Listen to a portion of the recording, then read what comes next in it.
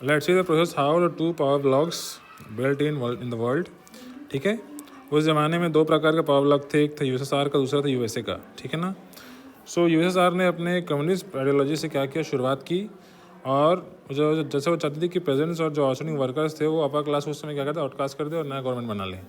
इसके अलावा यूएसए क्या करना चाहता था, डेमोक्रेटिक गवर्नमेंट देना चाहता था कैपिटलिस्ट इन्वायरमेंट करके। ठीक है।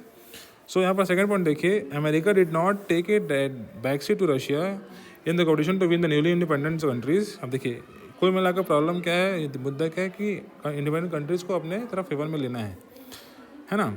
सो उन्होंने क्या किया, अमेरिका वालों ने, America study was to encircle Russia with a string of military bases that could challenge solid power if a war broke out in the future.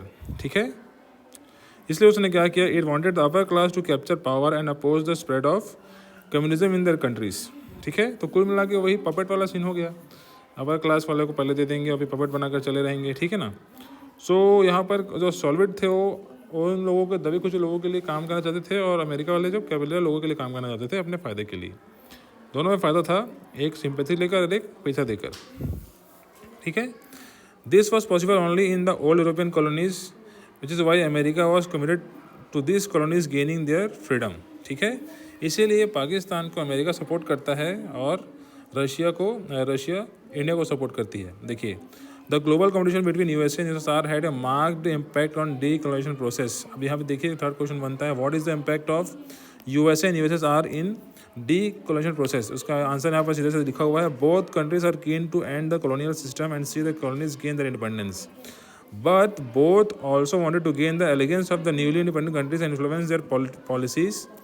As a result, the freedom struggle in those countries became immersed in the USSR and USSR rivalry. Example, Korea, Vietnam in Asia, Namibia, Angola in Africa. इसका एक और point है, this rivalry laid the ground of the emergence of new kind of colonialism. अभी कौन सा colonialism का बात कर रहे हैं यहाँ पर, कौन सी गुलामी का बात कर रहे हैं, इन्वेस्टमेंट का, मिलिट्री लोन लेने का या फिर मिलिट्री सहायता लेने का, है ना। एक प्रकार का नया गुलामी पैदा हो गया यहाँ पर। ठीक है ना, एक नया कॉलोनी हो गया।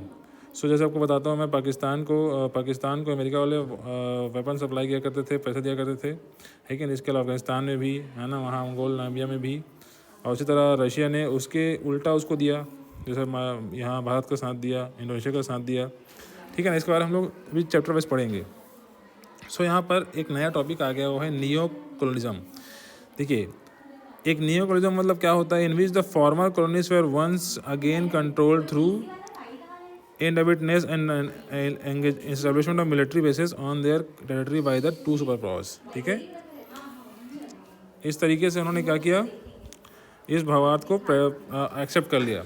ठीक है, आगे देखिए, but at the same time this newly independent countries found themselves caught up in the competition between the two super powers.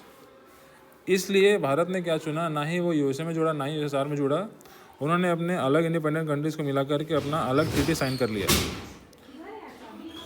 ठीक है, देखिए यहाँ पर एक और टॉपिक है, ये जो नियो कॉलोनिज्म है, इसको हम लोग बाद में और पढ़ेंगे फ्रांस के केस में। सो याद रखे रहिए। Next, what is anti national movements in colonies. ठीक है ना, what are the anti national movement in the colonies.